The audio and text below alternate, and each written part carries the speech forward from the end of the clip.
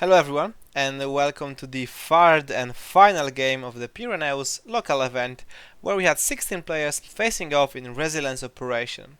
As a quick reminder, we're playing Resilience Operation with cards open, so both players have the same objectives and they are known to the other opponent.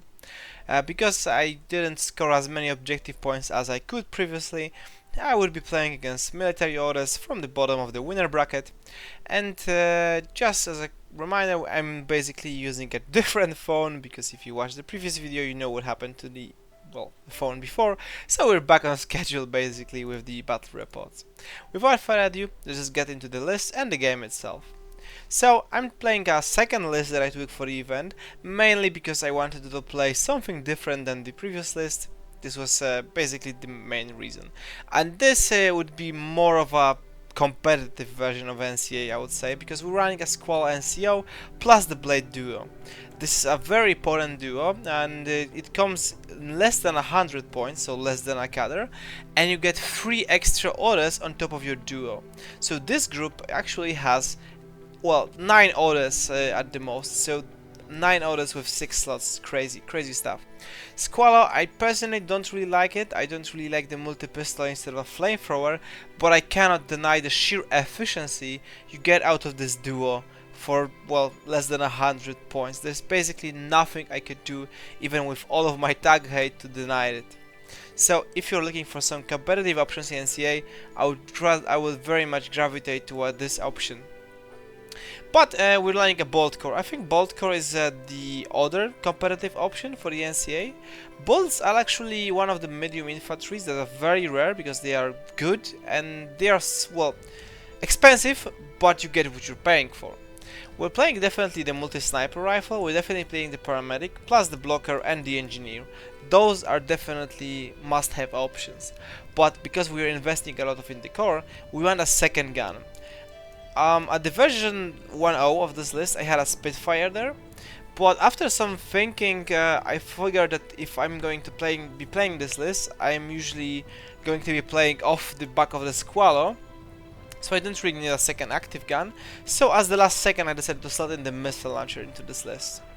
Then we have a Hexa Spitfire to supplement our active pieces in the first group, and the reason why we're taking a Hexa Spitfire is that, first of all, it's a decent disposable attacker. If it dies, it's whatever.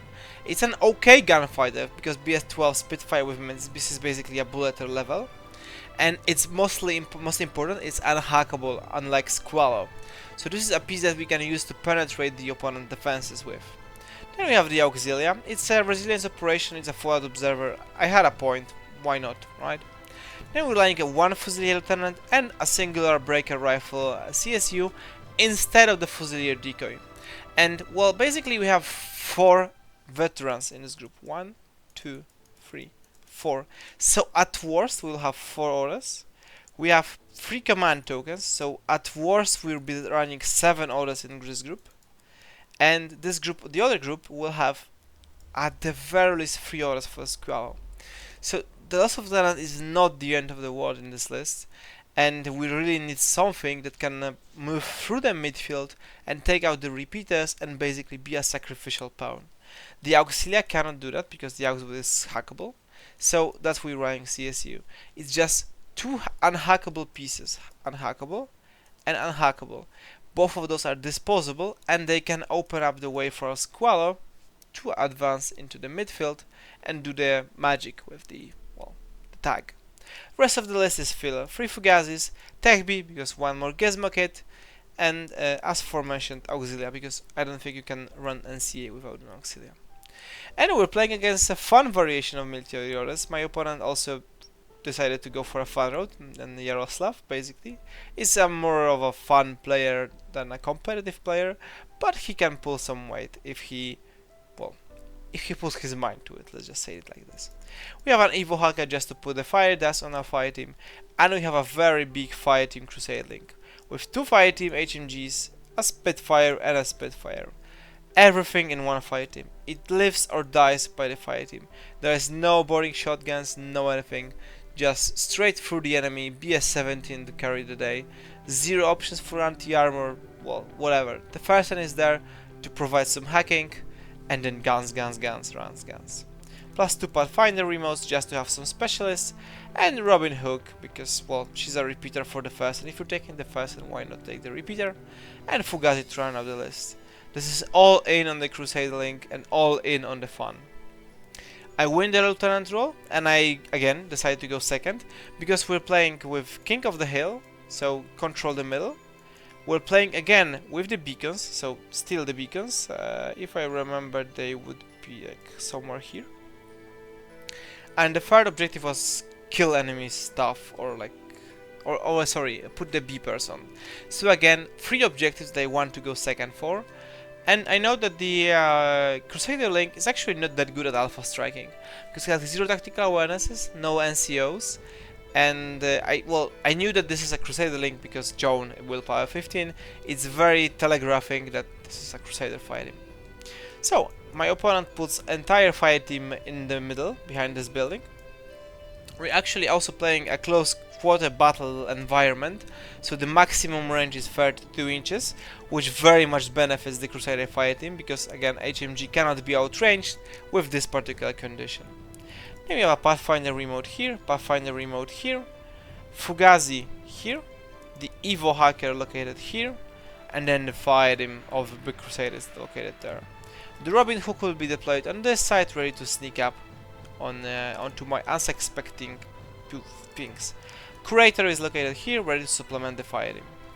So, I deploy my stuff. The fire team of bolts is going to be here, with the paramedic here, the engineer here, the blade, the blocker, I always mispronounce it, ready to template this side, and missile launcher is the only one that is put up to arrow. The reason for that is that once the missile launcher goes down, I still have the sniper to use in the active turn, and the missile launcher is much more likely to do anything against the fire team core than, well, the sniper. But still, the sniper serves this purpose of basically contesting this fire lane. If the Hospitalier Knight wants to push deep into my deployment zone, at least I can slow them down with the sniper. The missile launcher is basically watching this area, but at the very least my opponent has to spend 2 orders to move into position to fight with me, because the template threatens the doctor. Then finally the Squallow is located here, with the blade next to it, ready to basically advance any direction I want, but still kinda making it awkward for the fire team to engage into me. Then finally we put the Hexa here in the middle of the table in hidden deployment, ready to advance into either of the lane. The gameplay for the game entire is basically to kill everything else than the fire team core, because the fire team core with the pure fire team bonus is very difficult to attack head on, but all of the other pieces are very much vulnerable, and the fire team cannot sustain themselves with just 5 orders. And once the fire team overextends themselves, then we can basically pounce and do whatever you would do against the fire teams basically, and just shred them once they have. But as long as they have all of the support pieces, they can safely move in and move back and rotate, and basically grind you down with the BS-17 HMG supplemented with the doctors. So that's how you should play against any fire teams, heavy infantry fire team oriented armies. So my opponent starts the turn with the Robin Hook, moves here, takes the fight against the missile launcher, spends a lot of orders. It's inconclusive. I hit it, but total immunity prevents the Robin Hook from dying. Then the first and spotlights the missile launcher. Then the HMG engages the missile, lands like 2 hits onto me, but I succeed in surviving and drop prone. Then Robin Hook tries her luck, tries to climb up and take the fight against the bolt with a pistol. We have a pistol faced shootout, but the bolt reigns supreme and puts the hook down, which is a very great start for me. Then it's basically my turn. The fire team is still located here. The pieces are very hidden, so at this point I could engage them and basically kill them, but I see a different play pattern. The Squallow spends all of the orders to move here, find an angle at some prone unfortunate Hospitalier, put him unconscious, then I finish him off and retreat the Squallow back into starting position. So the Squallow does like that basically and lands 1 kill. Then the Hexa that was starting here starts with the hidden deployment, makes a run all across the way, snatches a beacon, and basically retreats all the way into my deployment. And in the process, we also moved the tech B from like here to here with the orders we have left, which basically secured the beacon and made the fire team Hospitaliers 4 members, but my opponent still has a lot of orders to go in his fire team. So the fire team basically moves all the way here. The Joan is the leader, engages the missile launcher bolt, and it takes her 2 orders to put the bolt down. Then the fire team engages, and the flash put bolt, it will be the hero of the game. Takes quite a few times, like survives 3 orders of shooting, which basically stalls the entire advance, leaving the fire team here. And in the process, they basically kill the tech B. And I think they killed the Fugazi eventually, but it stalls out my opponent enough, so the Joan fire team doesn't reach my vulnerable core. So they finish up here. And my turn is quite simple. The bolt is only unconscious. My opponent does not finish off the bolt missile launcher, which is very important, because the paramedic revives the bolt missile launcher. I reform with 5 members. Bolt moves here and shoots rockets into the 4-member fire team. It takes 2, maybe 3 orders. And I delete the Joan, which was the link leader. I delete the first one and leaves just 2 Hospitaliers left. The bolt is not dead because I get lucky with the face-to-face rolls. 3rd or 4th rocket basically deletes all of them. This means that my opponent lost all of his stuff. He's only left to 2 Pathfinders and a Curator and the flash put, so like, well, 50 points all combined. I already have a beacon. I have 1 more turn to go. We basically call the game here. I would secure all of the objectives. So very quick game, thanks to the missile launcher inclusion and the flash pull spot.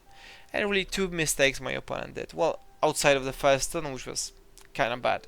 But definitely not killing the missile launcher, because those guys against templates, like shotgun templates, sure they die, but not that much.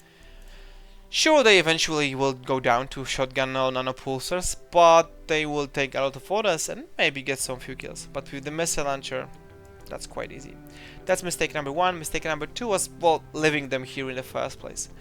My opponent could have used the lieutenant order to basically spread those guys out, but like, my opponent was not bothered. I'm just going to say that.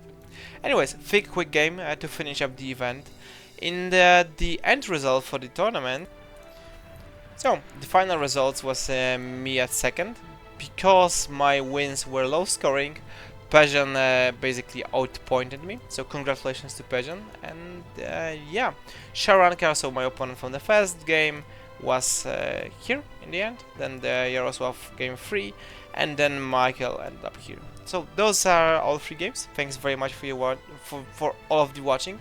I really hope you enjoyed this quick battle report, but the game was even quicker than, well, you would think that it was. Thanks very much for watching. I hope you have a great day. Cheers, bye.